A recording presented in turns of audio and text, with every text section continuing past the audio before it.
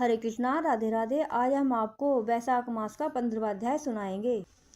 श्रुतदेव जी बोले, हे राजन, मधुसूदन भगवान के प्यारे, पाप नाशक वैशाख महात्म्य का फल और भी सुनो। प्राचीन काल में पांचाल देश में पुण्यशील और बुद्धिमान भूरियश का पुत्र पुरुयश था।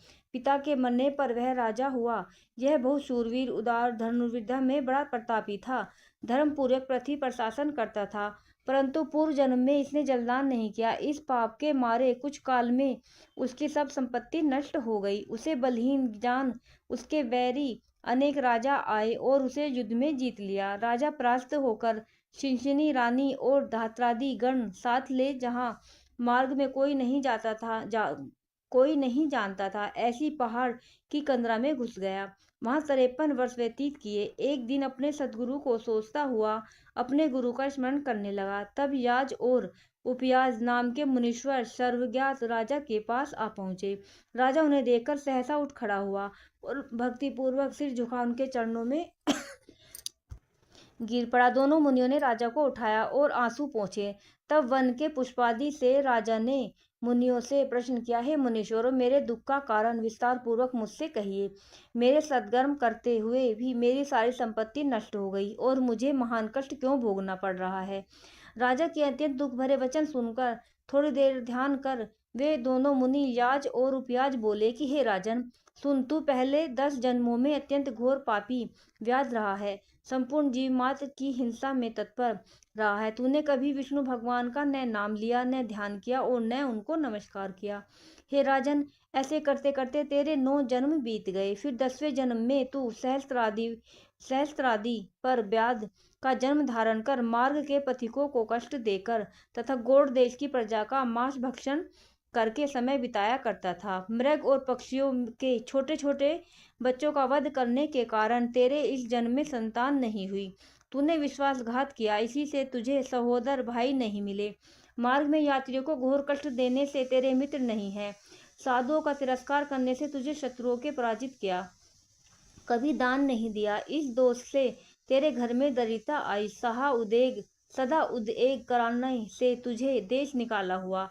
सबका अहित करने से तुझे अत्यंत दुख भोगने पड़े। सदा क्रूर कर्म करने से भोजन भी नहीं मिलता है। इन सभी कर्मों के द्वारा इस जन्म में तेरा राज्य छिन गया। अब हम तेरे सतकुल में जन्म लेने का कारण बताते हैं।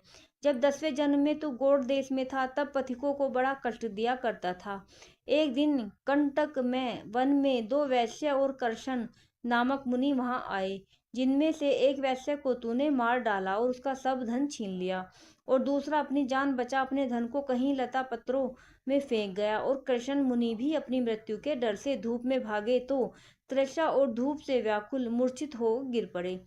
तब तूने वैश्य धन कहाँ फटक गया, यह जानने के लिए कृष्ण मुनि के कानों में फूंक मारी तथा कृमि और कीचड़ मिले हुए गड्ढे के जल से उनके नेत्र धोए और पंखे से हवा करने लगा। तब मुनि ने स्वस्थ चित्त हो जाने पर और तेरे पूछने पर वैश्य का धन पेड़ों में फेंक कर भाग जाने की बात कही। तब मुनि को सुखपूर्वक चले जाने से कहकर गहन वन चला गया।